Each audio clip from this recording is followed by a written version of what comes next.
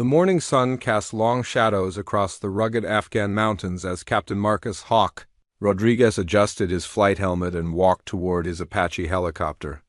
The year was 2010, and the war in Afghanistan had reached a critical point where every mission could mean the difference between life and death for soldiers on the ground. Rodriguez had flown over 200 combat missions, but something about this morning felt different. Intelligence reports indicated unusual enemy movement in the Chronicles Valley, a region notorious for its deadly ambush and strategic importance to both Allied and Taliban forces. At Forward Operating Base Chapman, 480 soldiers from the 3rd Infantry Division were preparing for what seemed like a routine patrol and reconnaissance mission. Lieutenant Colonel James Mitchell, a seasoned commander with silver hair and steady eyes, briefed his men on their objectives. They were to secure a series of mountain passes that had become crucial supply routes for enemy fighters. The soldiers loaded into their armored vehicles, checking weapons and equipment one final time. Among them was Sergeant First Class David Chun, a medic who had saved dozens of lives during his 3 tours. He carried extra medical supplies, somehow sensing they might be needed more than usual. As the convoy moved out, Rodriguez and his co-pilot, Chief Warrant Officer Sarah Phoenix Thompson, received orders to provide air support. Their Apache was equipped with Hellfire missiles, a 30mm chain gun, and sophisticated targeting systems that could track multiple threats simultaneously. The valley stretched before them like an ancient scar in the earth, with steep walls rising on both sides. Local villagers had warned American forces about this area, calling it the place where eagles fear to fly. The terrain was so treacherous that even experienced mountain climbers avoided certain sections. Rodriguez noticed something troubling through his aircraft's advanced optics. Heat signatures were moving in patterns that didn't match normal civilian activity. Groups of armed figures were positioning themselves along ridgelines and behind rocky outcroppings, creating what military tacticians call a killing field. The convoy below remained unaware of the developing threat. Radio communications were functioning normally, and satellite imagery from earlier that morning had shown clear routes through the valley. But Rodriguez's instincts, honed by years of combat experience, told him that his fellow soldiers were walking into a carefully planned trap. As the armored vehicles rounded a bend in the mountain road, the first explosion shattered the morning silence. An improvised explosive device, buried beneath the rocky path, disabled the lead vehicle. Immediately, machine gun fire erupted from multiple positions on the surrounding hillsides. The Taliban had spent weeks preparing this ambush.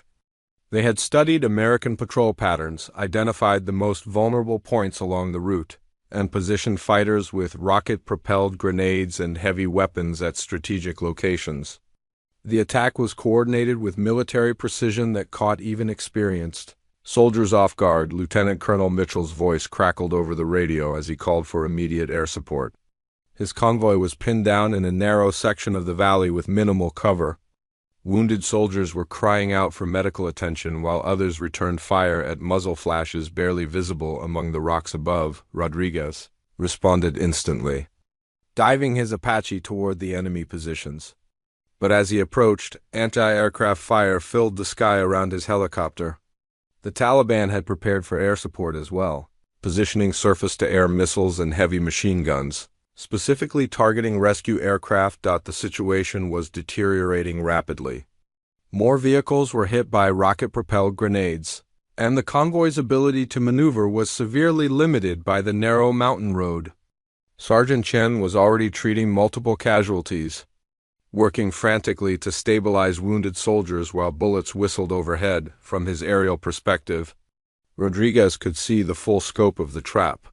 Enemy fighters occupied commanding positions on 3 sides of the valley, with carefully planned fields of fire that overlapped to create an inescapable killing zone.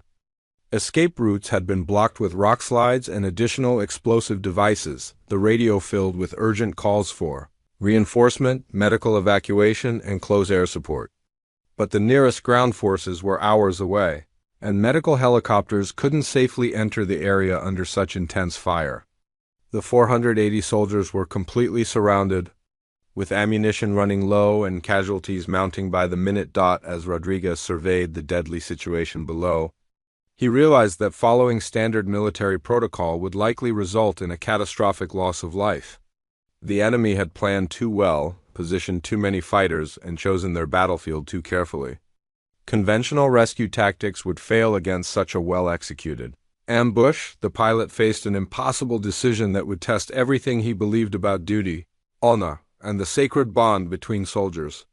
In the next few hours, his choices would determine whether 480 American soldiers would return home to their families or become casualties in one of the war's most devastating ambush. The mountains seemed to close in around the trapped convoy as enemy fire intensified, and Rodriguez knew that time was running out for his fellow warriors. The radio chatter grew more desperate with each passing minute. Lieutenant Colonel Mitchell's voice remained steady despite the chaos around him, but Rodriguez could hear the underlying tension as casualty reports continued to pour in. 12 soldiers were already wounded, and 3 armored vehicles had been disabled by rocket-propelled grenades. Chief Warrant Officer Thompson worked frantically at her targeting systems, trying to identify enemy positions through the smoke and dust that now filled the valley. The Taliban fighters had chosen their locations brilliantly, using natural rock formations and prepared bunkers that made them nearly impossible to spot from the air. Rodriguez made his first attack run, firing his 30mm chain gun at suspected enemy positions along the eastern ridge. The powerful weapon sent explosive rounds into the rocky outcroppings, but the enemy fire barely diminished. For every position they eliminated, 2 more seemed to open fire from previously hidden locations. The Apache helicopter shuddered as anti-aircraft rounds passed dangerously close to its rotor blades. Rodriguez had to pull up sharply to avoid a surface-to-air missile that streaked past his aircraft, leaving a trail of white smoke in the thin mountain air. The enemy had clearly planned for aerial intervention, and they were prepared to shoot down any rescue aircraft on the ground. Sergeant Chin had converted a disabled armored vehicle into a makeshift medical station. He worked with methodical precision despite the chaos, treating gunshot wounds, shrapnel injuries, and severe burns from the explosive devices. His medical supplies were running low, and several soldiers required immediate evacuation to survive their injuries. Private First Class Maria Gonzalez, a communications specialist, maintained radio contact between the scattered elements of the convoy while taking cover behind a large boulder. Her equipment had been damaged by shrapnel, but she managed to jury-rig a connection that kept the units coordinated in their defensive efforts. The Taliban commander, coordinating the ambush, had positioned his fighters with deadly effectiveness. Groups of 3 to 4 fighters occupied positions at different elevations, creating overlapping fields of fire that made movement across the valley floor nearly impossible. They had also placed snipers at extreme ranges, targeting anyone who attempted to organize a counterattack. Rodriguez realized that conventional close air support tactics were insufficient for this situation. The enemy positions were too well fortified, too numerous, and too strategically placed for standard attack patterns to be effective. He needed to think creatively. To break the rules that govern normal combat operations, the pilot began flying increasingly dangerous attack patterns, bringing his Apache to extremely low altitudes where he could use terrain features to mask his approach. He flew between mountain peaks and through narrow valleys, using the helicopter's agility to strike enemy positions from unexpected angles. Thompson coordinated with ground forces to direct their fire at specific targets while Rodriguez positioned the aircraft for maximum effectiveness. They developed an improvised system of communication that allowed them to strike enemy positions just moments before ground forces advanced to new defensive positions, but the fuel gauge was becoming a critical concern. The Apache had been flying combat operations for over 2 hours, and the constant maneuvering at high altitude was consuming fuel at an alarming rate. Standard protocol required aircraft to maintain sufficient fuel reserves for the return flight to base, especially in hostile territory where emergency landing sites were unavailable. The nearest refueling point was over an hour away. and leaving the battlefield would expose the trapped soldiers to renewed enemy assault. Rodriguez faced a decision that violated every safety regulation in military aviation: continue combat operations beyond safe fuel limits, or abandon the soldiers when they needed him most. Lieutenant Colonel Mitchell's voice came over the radio with another urgent request for close air support. Enemy fighters were massing for what appeared to be a coordinated assault on the convoy's perimeter. Without air cover, the defensive positions would likely be overrun within minutes. Rodriguez looked at his fuel indicator and made a decision that would haunt him for the rest of his life. Regardless of the outcome, he keyed his radio and informed ground forces that he was remaining on station, fully committed to the battle until every soldier was safely extracted. Thompson understood the implications immediately. They were now flying a mission with no safety margin, no backup plan, and no guarantee that they could return to base even if they survived the combat. But she also understood that 480 soldiers depended on their Apache for survival. The enemy assault began just as Rodriguez completed another attack run. Taliban fighters emerged from concealed positions and began advancing down the hillsides, using covering fire and coordinated movement that demonstrated extensive military training. They had waited for the optimal moment when American ammunition was running low and morale was beginning to crack. Rodriguez dove his helicopter directly into the advancing enemy formation, firing everything he had while flying at altitudes that brought him within range of small arms fire. Bullets struck the Apache's armor plating as he pressed his attack. Determined to break up the enemy assault regardless of the risk to his own aircraft, the gamble worked.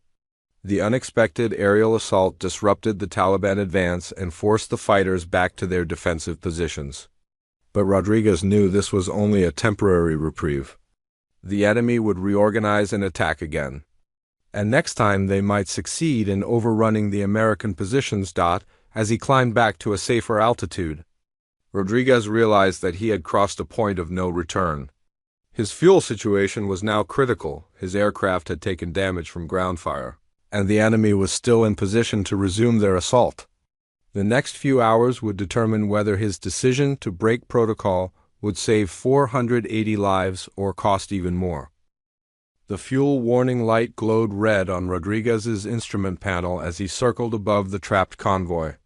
Chief Warrant Officer Thompson calculated their remaining flight time at less than 30 minutes, barely enough to reach the nearest friendly base under normal circumstances. But these were far from normal circumstances. Below them, the battlefield had become a scene of desperate survival.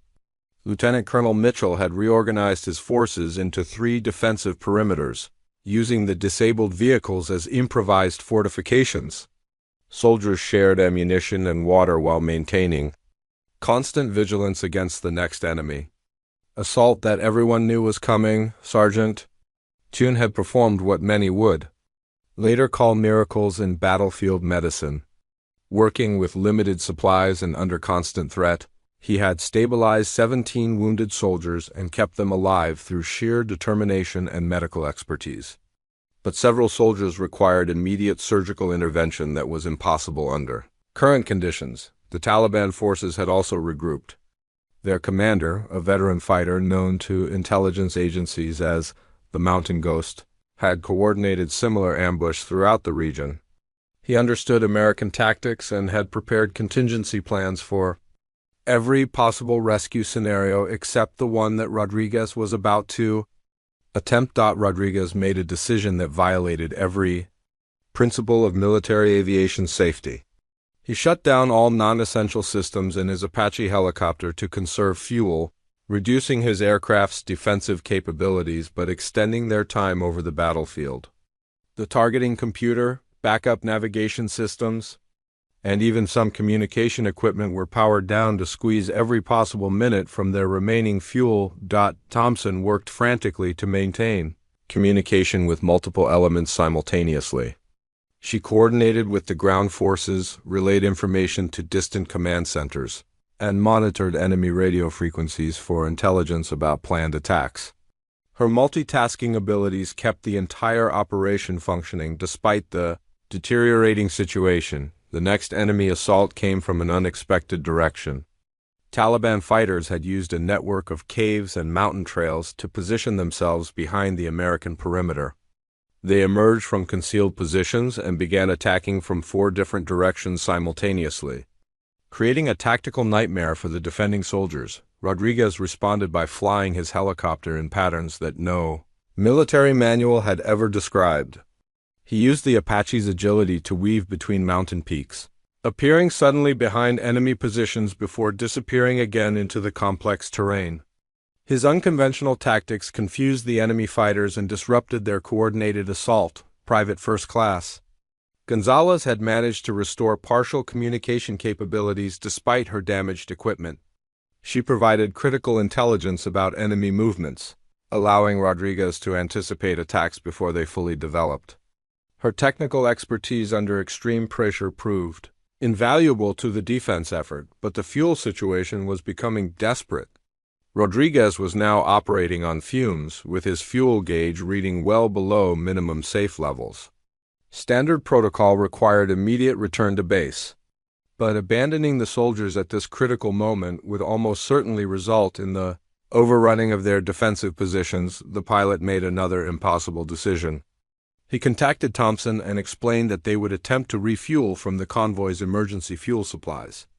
This procedure was extremely dangerous under normal circumstances and had never been attempted in active combat conditions. The plan required Rodriguez to land his Apache helicopter in the middle of the battlefield while under enemy fire.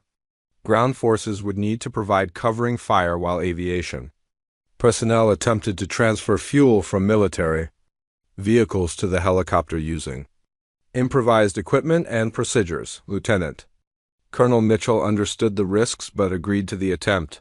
He repositioned his forces to create a temporary landing zone while soldiers prepared fuel transfer equipment from their vehicles.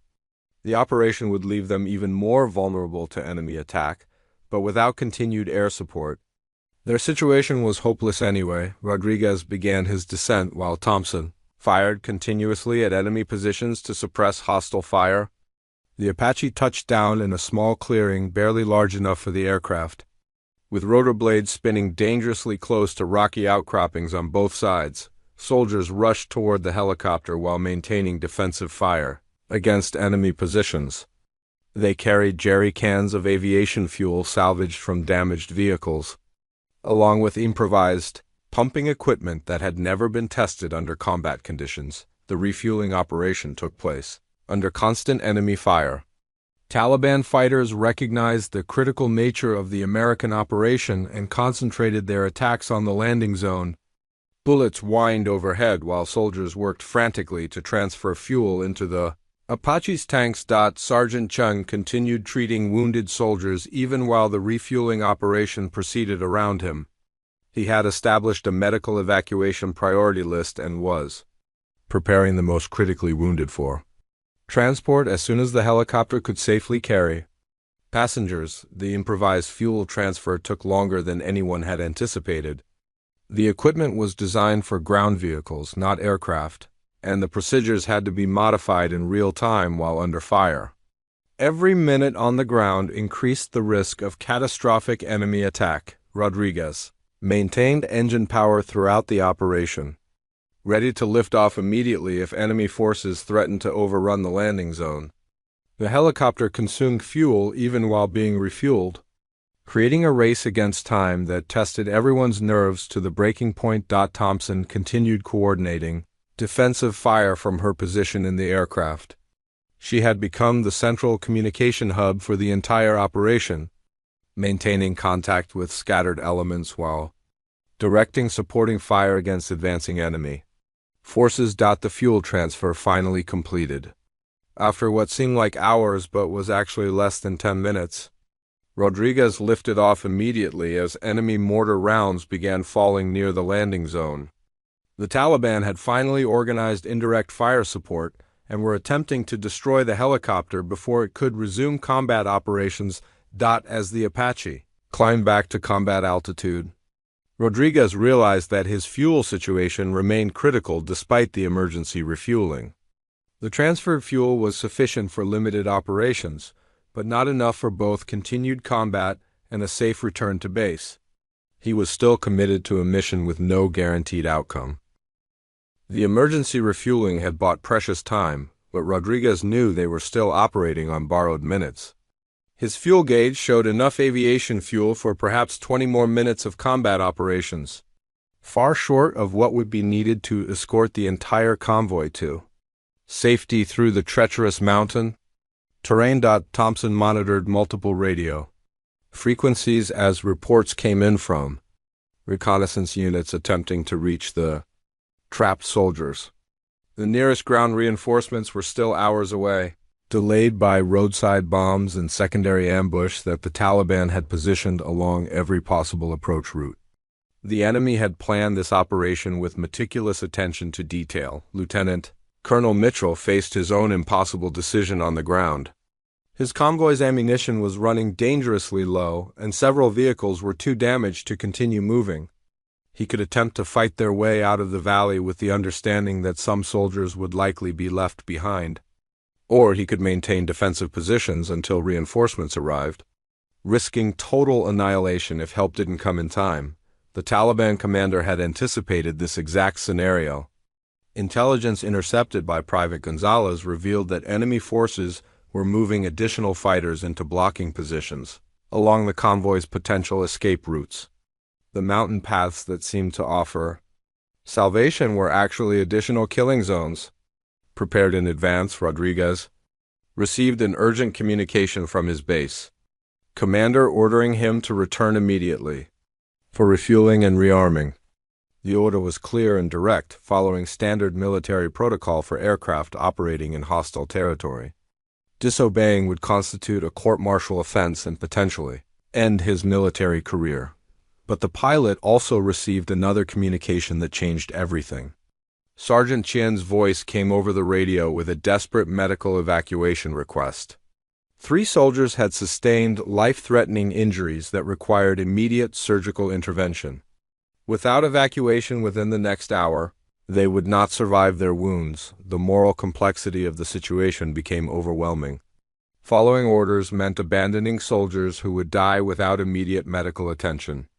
Disobeying orders meant risking his own crew's lives while potentially facing military justice for insubordination.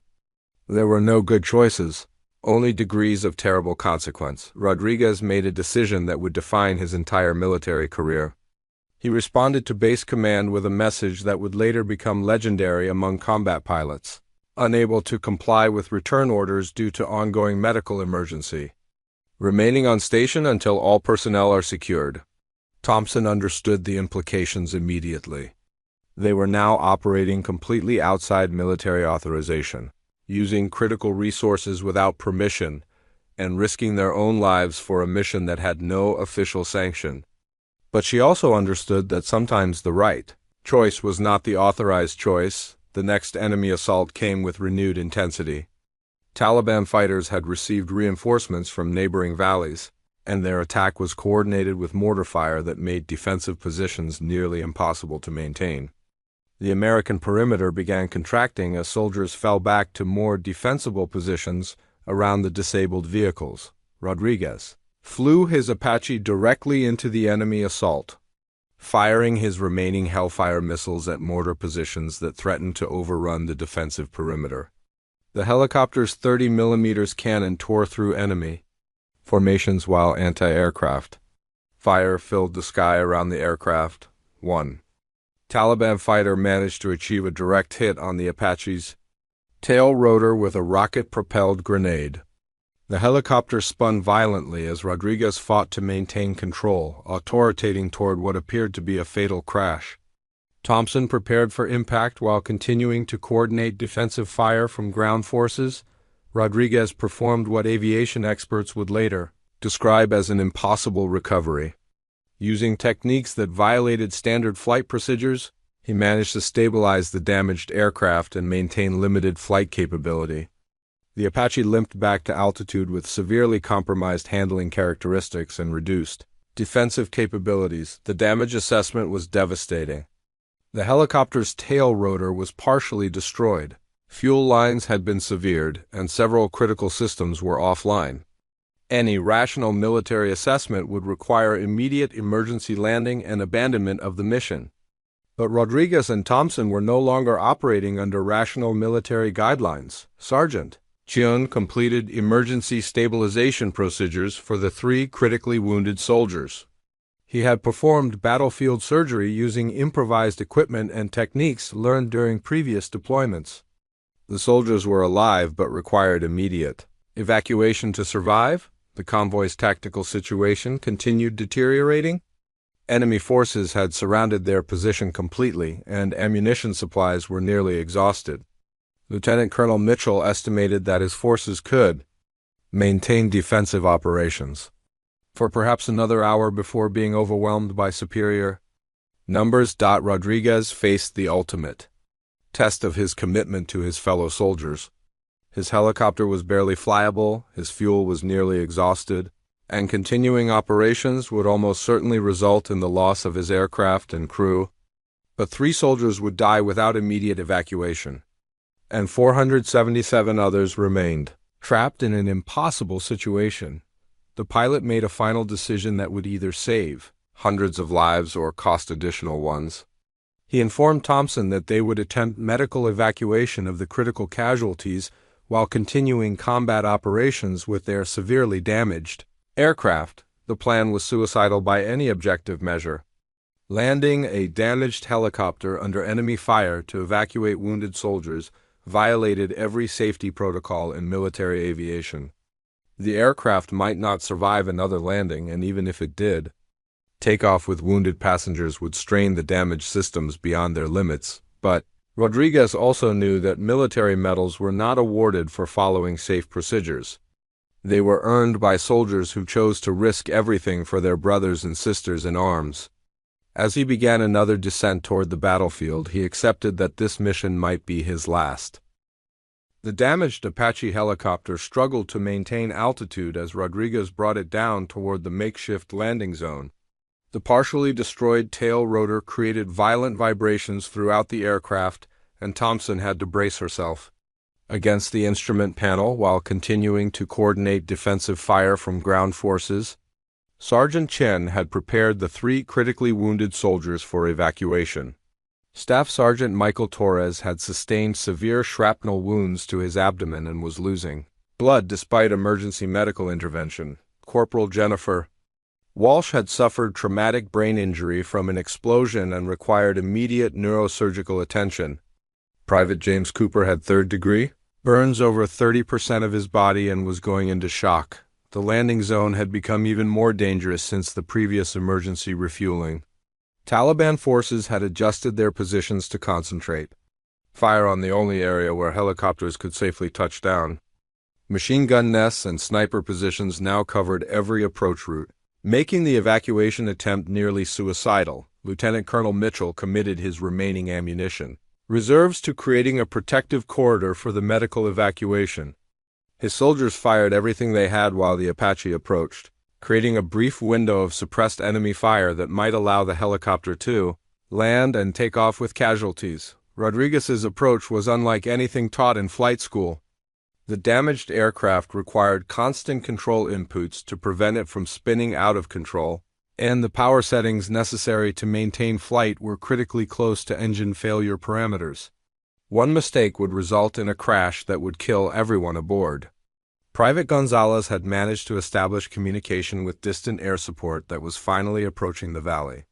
2 F-16 fighter jets were en route but still 30 minutes away, armed with precision-guided weapons that could neutralize enemy positions if the ground forces could maintain their perimeter until the jets arrived. The Apache touched down hard in the confined landing zone, its damaged rotor system creating a cloud of dust and debris that provided temporary concealment from enemy observers. Soldiers rushed toward the aircraft, carrying the wounded on improvised stretchers while maintaining suppressive fire against enemy positions. Loading the casualties required precious minutes that the defenders could barely spare. Each wounded soldier had to be carefully positioned inside the helicopter to avoid aggravating their injuries, while ensuring the aircraft's weight and balance remained within flyable limits. Sergeant Chun provided medical guidance while bullets whistled overhead. Thompson worked frantically to reconfigure the Apache's interior space to accommodate wounded passengers. The attack helicopter was never designed for medical evacuation, and every piece of medical equipment had to be secured to prevent it from becoming deadly projectiles during flight. The Taliban forces recognized the critical nature of the American evacuation attempt and launched their most concentrated attack yet. Mortar rounds began falling around the landing zone while machine gun fire swept across the defensive perimeter. Enemy fighters advanced under covering fire, determined to overrun the American position before the medical evacuation could be completed. Rodriguez kept the engines running throughout the loading process, ready to attempt immediate takeoff if enemy forces threatened to overrun the landing zone. The damaged helicopter consumed precious fuel while sitting on the ground, further reducing their already critical reserves. Staff Sergeant Torres lost consciousness as soldiers lifted him into the aircraft. Sergeant Chin immediately began emergency resuscitation procedures while the helicopter's medical equipment monitored his vital signs. The soldier's condition was deteriorating rapidly, and only immediate surgery could save his life. Corporal Walsh remained conscious but disoriented from her head injury. She kept asking about her fellow soldiers while medics secured her to a stretcher inside the cramped aircraft. Her condition was stable for the moment, but traumatic brain injuries were unpredictable and potentially fatal without proper medical intervention. Private Cooper's burns required constant monitoring and pain management. Sergeant Chain administered morphine while ensuring the soldier's airway remained clear despite smoke inhalation injuries. The young soldier's condition was critical but survivable with immediate treatment at a military hospital. The loading process took 8 minutes that felt like hours to everyone involved. Enemy fire intensified as Taliban fighters realized the Americans were attempting to evacuate their wounded. Several soldiers were hit while providing covering fire, adding to the casualty count and straining the defensive perimeter even further. Rodriguez attempted takeoff with his overloaded and damaged aircraft just as enemy mortar rounds began falling directly on the landing zone.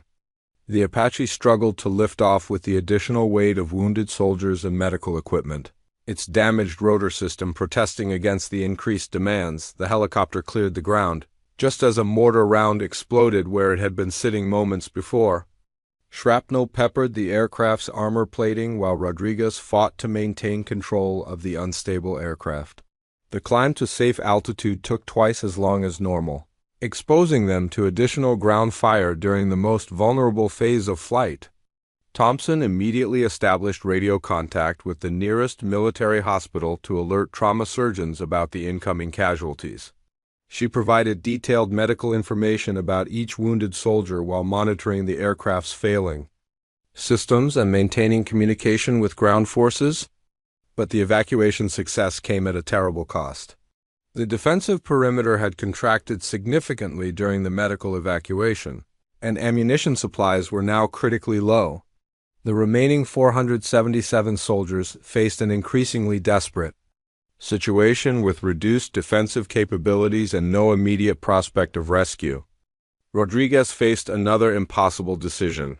His fuel reserves were nearly exhausted, his aircraft was barely flyable, and the wounded soldiers required immediate medical attention. But leaving the battlefield now would abandon 477 soldiers to almost certain death or capture by enemy forces. As the damaged Apache climbed toward the mountain peaks with its precious cargo of wounded soldiers, Rodriguez realized that saving 3 lives might have doomed hundreds of others. The moral complexity of battlefield decisions would haunt him, regardless of the ultimate outcome of this impossible mission. Rodriguez flew the damaged Apache toward the nearest military hospital while monitoring fuel gauges that showed less than 10 minutes of flight time remaining. The wounded soldiers in the back of the aircraft were receiving emergency medical care from Thompson, who had quickly learned basic trauma procedures from Sergeant Chun's instructions over the radio. Staff Sergeant Torres had stabilized temporarily, but his condition remained critical. The emergency medical equipment showed irregular heart rhythms that indicated internal bleeding was continuing despite field treatment. Every minute of flight time brought him closer to life-saving surgery, but also consumed precious fuel needed for the return journey to save the remaining soldiers. The military hospital appeared ahead through the mountain passes, its landing pad surrounded by trauma teams that Thompson had alerted by radio. Medical personnel stood ready with emergency equipment while surgeons prepared operating rooms for multiple critical casualties arriving simultaneously. Rodriguez executed an emergency landing that tested every skill he had learned during 15 years of military aviation. The damaged helicopter touched down heavily on the hospital pad while medical teams rushed toward the aircraft. The 3 wounded soldiers were transferred to emergency care within minutes of landing. But there was no time for Rodriguez to rest or assess his aircraft's damage. The fuel gauges showed empty, warning lights covered his instrument panel, and hydraulic fluid was leaking from damaged systems. Any rational pilot would ground the aircraft immediately for emergency repairs and safety inspection. Instead, Rodriguez made the most difficult decision of his military career. He ordered Thompson to remain at the hospital to coordinate with medical teams while he attempted to return to the battlefield alone. The damaged Apache could barely carry one pilot safely, and he refused to risk his co-pilot's life on what was likely a suicide mission. Thompson refused to abandon her pilot and fellow soldiers. Despite Rodriguez's direct order, she climbed back into the aircraft and strapped herself into her position. She understood that coordinating air support for 477 trapped soldiers required 2 crew members, regardless of the personal risk involved. The hospital crew provided emergency fuel and basic repairs to critical systems, while Rodriguez and Thompson prepared for their return flight. Military mechanics worked frantically to patch damaged fuel lines and stabilize the helicopter's failing hydraulic systems, but major repairs would require hours that the trapped soldiers didn't have. As they lifted off from the hospital, Rodriguez received urgent radio communications from the battlefield. Lieutenant Colonel Mitchell reported that enemy forces were massing for what appeared to be a final assault on the American perimeter. F-16 fighter jets had arrived overhead but couldn't engage enemy targets without risking friendly fire casualties due to the close quarters combat situation. The flight back to the battlefield tested the Apache's failing systems beyond their limits. Rodriguez had to constantly adjust controls to compensate for the damaged tail rotor, while Thompson monitored engine parameters that showed multiple systems operating well beyond safe limits. The helicopter was literally falling apart around them. Private Gonzalez's voice came over the radio with intelligence that changed everything. She had intercepted Taliban communications indicating that enemy commanders were planning to execute captured American soldiers if their demands for safe passage weren't met within 1 hour. The stakes had suddenly escalated beyond battlefield tactics to war crimes prevention. Rodriguez arrived over the battlefield to find a desperate situation. The American defensive perimeter had contracted to a small circle around the remaining vehicles, with soldiers sharing the last of their ammunition while enemy forces prepared for their final assault. Bodies of fallen fighters from both sides littered the valley floor. The F-16 jets overhead could provide devastating firepower against enemy positions, but the close proximity of American and Taliban forces made precision strikes impossible. The fighter pilots requested clear targeting information that ground forces couldn't provide without exposing themselves to enemy fire. Rodriguez made another decision that violated every safety protocol in military aviation. He flew his damaged Apache directly between the opposing forces at extremely low altitude, marking enemy positions with his aircraft's targeting laser while under intense ground fire from multiple directions. The tactic worked brilliantly and nearly cost him his life. Enemy fighters concentrated their fire on the slow-moving helicopter, while the F-16s used the targeting information to deliver precision strikes against Taliban positions. Explosions erupted across the hillsides as guided weapons eliminated machine gun nests and mortar positions. But the Apache took multiple hits during the target marking runs. The aircraft's armor prevented catastrophic damage, but several systems failed completely, including the primary flight controls and main weapon systems. Rodriguez was now flying a helicopter that was more wreckage than aircraft. Thompson maintained communication between the F-16s ground forces, and distant command centers while the battle raged around them. Her coordination efforts allowed the fighter jets to eliminate enemy positions systematically while avoiding friendly fire incidents that could have killed American soldiers. The tide of battle shifted dramatically as precision airstrikes eliminated key enemy positions. Taliban fighters began withdrawing from advanced positions as their command structure was disrupted by the coordinated air assault. For the first time in hours, American soldiers could move beyond their defensive perimeter. Lieutenant Colonel Mitchell seized the opportunity to begin convoy movement toward evacuated positions. His soldiers provided mutual support while advancing through terrain that had been cleared by airstrikes. The evacuation began to look possible for the first time since the ambush started. But Rodriguez's fuel situation had become critical again. The return flight to the hospital and back to the battlefield had consumed nearly all of his remaining reserves. He estimated less than 5 minutes of flight time before fuel exhaustion, insufficient to escort the convoy to safety through the mountain passes. The pilot faced his ultimate test of commitment to his fellow soldiers. He could attempt emergency landing and abandon the aircraft, ensuring his own survival while leaving 477 soldiers to complete their evacuation without air cover. Or he could continue flying until fuel exhaustion, providing maximum support for the convoy's escape while accepting almost certain death when his aircraft crashed. Rodriguez keyed his radio and informed Lieutenant Colonel Mitchell that air cover would continue until the last soldier was safely evacuated. He didn't mention that this commitment would cost him his life, understanding that ground forces needed confidence, not additional concerns about their air support. The convoy began its desperate escape through the mountain passes while Rodriguez flew overhead in his dying Apache helicopter. The aircraft's engines ran on fumes, multiple warning systems screamed alerts, and hydraulic fluid covered the cockpit floor from damaged lines. Yet the pilot maintained his protective circle above the moving vehicles, ready to engage any enemy forces that threatened the evacuation. Lieutenant Colonel Mitchell coordinated the convoy movement with military precision despite the chaos surrounding them. Soldiers who had been trapped for hours suddenly found themselves advancing toward freedom, their morale restored by the knowledge that air support remained overhead. Vehicle commanders reported their status as they navigated the treacherous mountain roads. Private Gonzalez monitored enemy communications and discovered that Taliban forces were attempting to regroup for one final attack on the escaping convoy.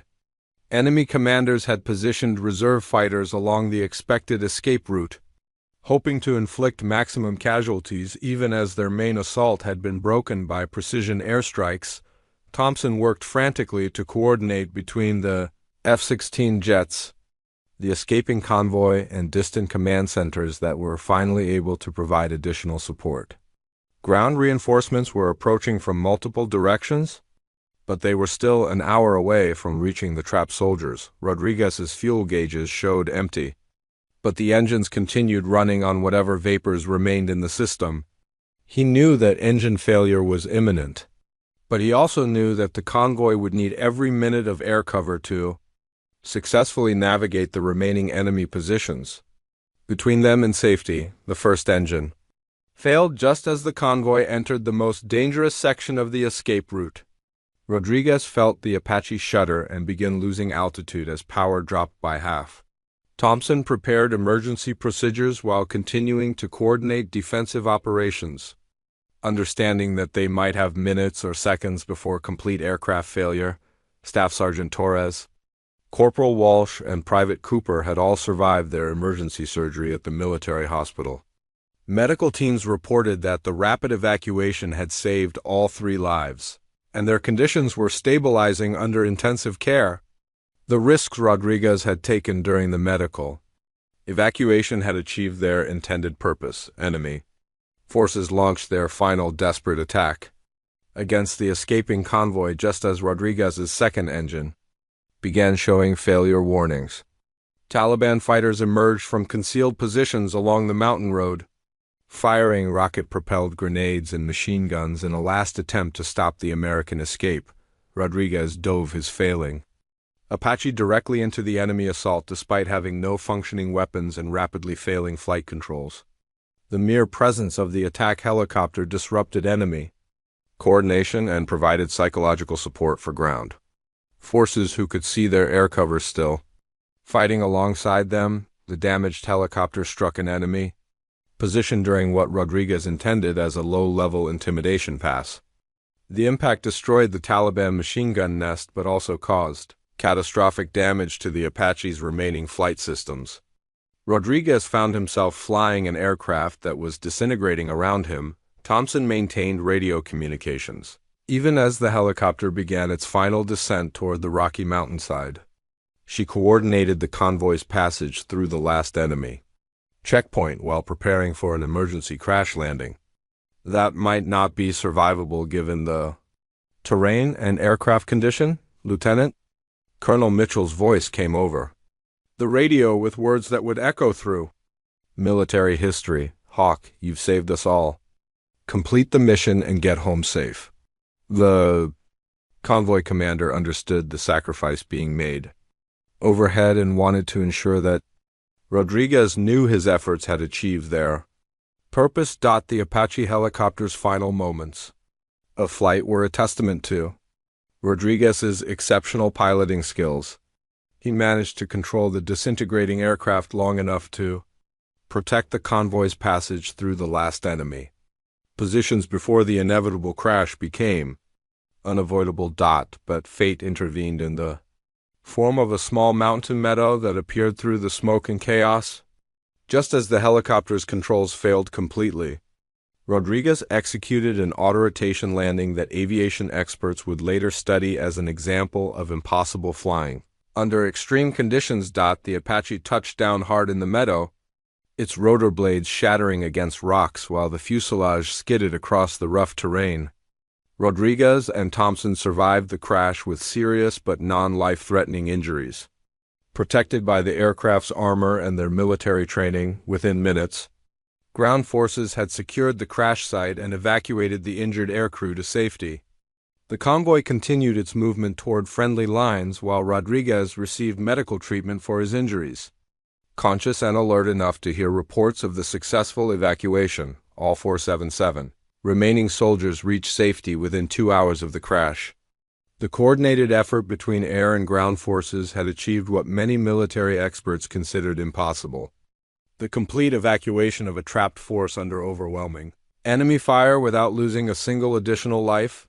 The Taliban forces melted away into the mountains as American reinforcements flooded into the valley. The ambush that was supposed to result in one of the war's greatest defeats had instead become a story of courage, sacrifice, and the unbreakable bonds between soldiers who refused to abandon each other regardless of the cost. Rodriguez spent 3 weeks recovering from his injuries in a military hospital, where he was visited by many of the 480 soldiers whose lives he had saved. Staff Sergeant Torres, Corporal Walsh, and Private Cooper made full recoveries and returned to duty, forever grateful for the pilot who had broken every rule to save their lives. The investigation into Rodriguez's actions concluded that his decision to violate flight safety protocols had been justified by the extraordinary circumstances and the successful outcome of the mission. Rather than facing court-martial, he was awarded the Distinguished Flying Cross and became a legend among combat aviators. Years later, Rodriguez would reflect that he had simply done what any soldier would do for his brothers and sisters in arms. But the 480 soldiers who returned home to their families because of his courage understood that some heroes are willing to risk everything to ensure that no one is left behind on the battlefield.